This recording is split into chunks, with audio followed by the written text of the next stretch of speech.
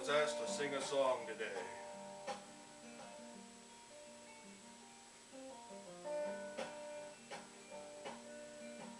Belinda was mine till the time that I found her, holding Jim and loving him. Then Sue came along, loved me strong, and that's what I thought. Me and Sue, that died too.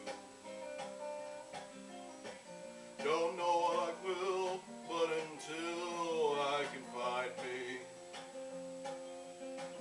a girl who'll stay and won't play games behind me, be what I am, solitary man, a solitary man.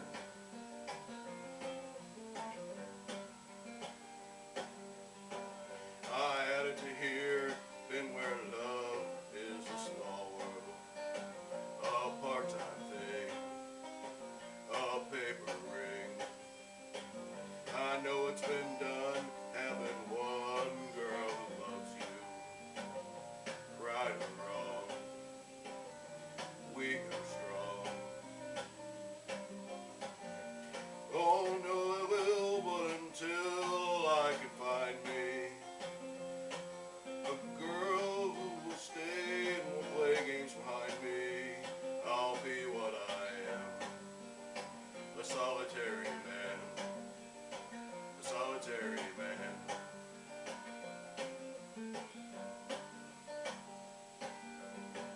But know that I will until I can find me a girl who will stay, won't play games behind me.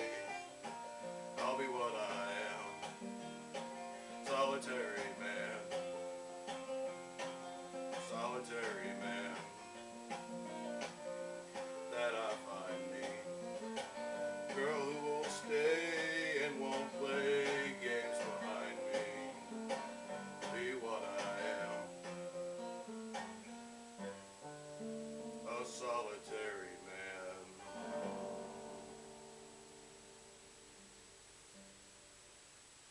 Good Sunday, good Sunday, good Sunday. It's your Reverend Rackers with the DP Ministries, here to wish y'all a good Sunday. That was a little hymn requested by Jordan Rodell, Solitary Man. Hope you liked it, Jordan. Hope you liked it. So first off, we got to talk about the Cardinals going to a World Series. Got to play those Red Sox. Got to get revenge from 2004. Let's go Redbirds. Also, got to give a big shout out to the MU Tigers beating Florida yesterday. Beating them down with our backup quarterback. That's good shit. And today, we got the Kansas City Chiefs playing the Houston Texans at 3 o'clock. And you know what that means? We're going 7-0, folks. 7-0 Kansas City Chiefs after today. Now, besides for the hymn, Brother Rodell has asked the Reverend to let y'all in a little secret. Did you know that bald guys and guys with beards are in a secret club? We are. And if you're a bald guy, or a guy with a beard, or a bald guy with a beard, you're in both clubs then, goddamn. You always notice bald guys that give other bald guys like a little head nod. They'll be like, look at that other bald guy. Gotta give him props for being bald. And I say with beard guys, you got a good beard? Back when the Reverend had a big beard, man. I used to get compliments on it all the time from other beard guys.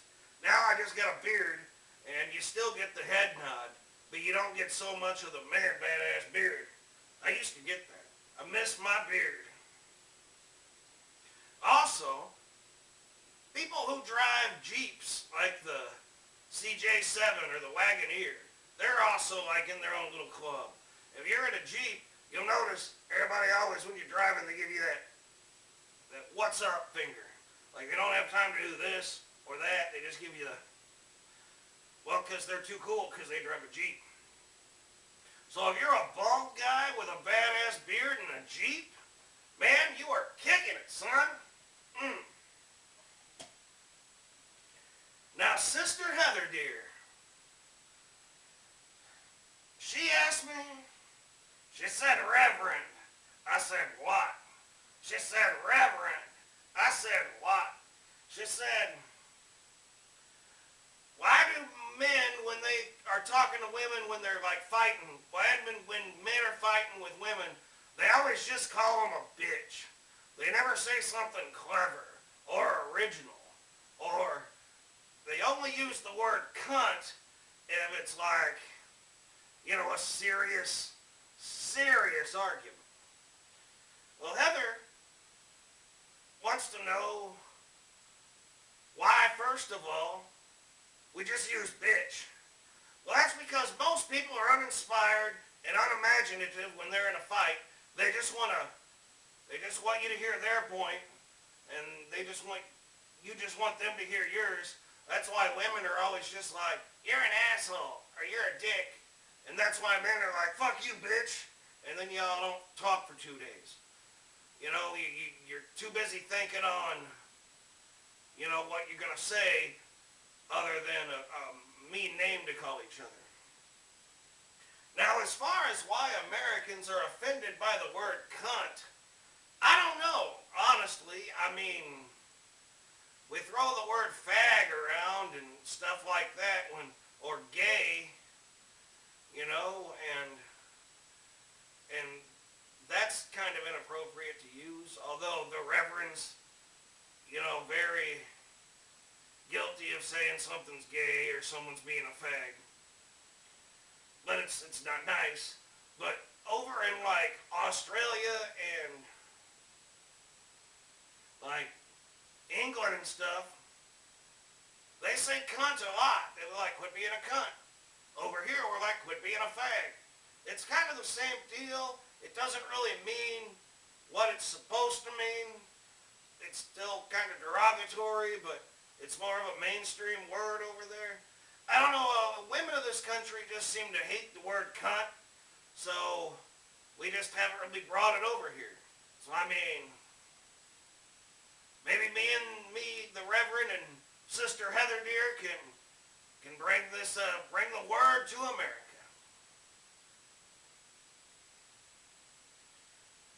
Alright, Sister Erin Anderson. Ernie herself sends the Reverend another note. She said, Reverend. I said, what? She said, Reverend. I said, what? She said, could you talk about disrespectful people at funerals? I said, well, what do you mean? She said, how come people go to funerals and then we'll just talk crap about the person who's died? That's the first part of the question. Well, Erin, it seems like sometimes people go to funerals and make it more out to be like a social event. Like, you know, I didn't like that motherfucker, but there's going to be a lot of cool people there that I did like. I better show up so I can retouch base with somebody. Or they'll be like, well, maybe since he's dead, his old lady will want to get up on me. You know, they're just skeezy-ass people who do that, Erin. They're no good, and they're bastards, and they don't belong in society. But yeah, they do. They'll go there, and they'll be like, oh, fucking so-and-so, God, he was a douchebag, and blah, blah, blah, and they'll be like, oh, hey, where's this old lady at? Maybe I can holler at her. You know, that's some bullshit. It really is. Also, there's the overly loud people at funerals. Now, I understand crying at a funeral and things like that, but the only person that should be overly loud is a husband or wife or kids. It's always like some asshole in the back that's like, oh, Jesus, he's gone. Why is he gone, Jesus? Oh, no. And like somebody's second cousin or like somebody's friend's friend. Like they're actually there. They're kind of there as a social event, so they want to make themselves look out like they're mourning more than everybody else. But really, there's no place for them and they're being disrespectful. Also, there are the people that show up just to see if maybe they missed the will reading and maybe they got something.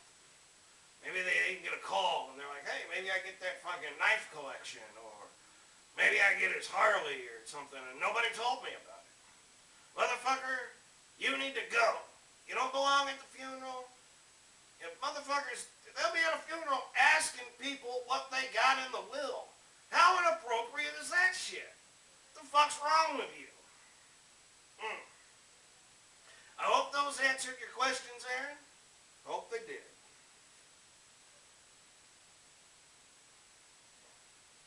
Now, to the Reverend.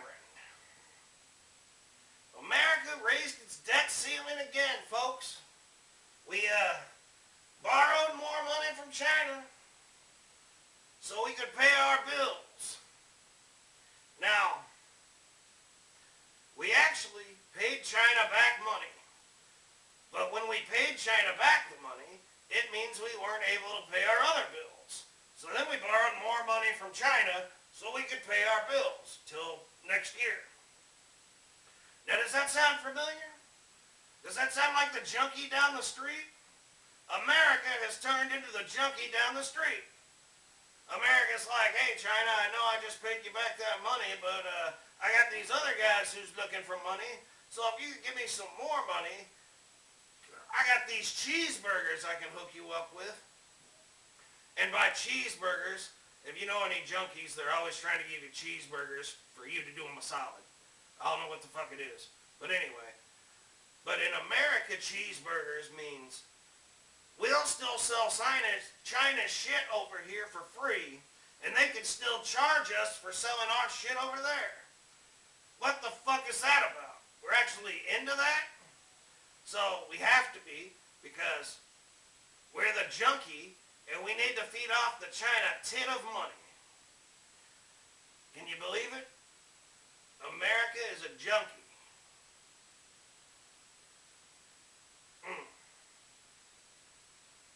Now, I need y'all to really look this up. Earlier this week, the Reverend put this shit on his Facebook page. Obama just signed a law, an anti-freedom of speech law, folks, that says anytime Secret Service is present, they can decide who can protest, who can't protest, what can be said, what can't be said, who can be there and who can't be there, just to protect the delicate sensibilities of whatever president or candidate or anybody that's around. So if the president's staying in a hotel across the street, you'll no longer be able to stand on the other side of the street protesting or picketing or holding a sign up. Because if the Secret Service deems you not able to do that, you are just being charged with a felony, folks. A felony for your freedom of speech. Are you pissed off yet? I am. The government needs to know when they're doing wrong. Otherwise, they don't know how to fix it. I think old Barack this one he's stepping out of line with.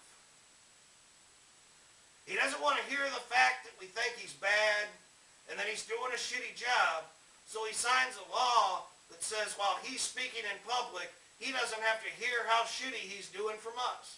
He only gets to hear how good he's doing from the cocksuckers who are up on his junk. That's disgusting, folks. They're taking away our right to freedom of speech and our freedom of protest to protect the delicate sensibilities of government in office. It's time to rise up and take this country back, goddammit! Rise up!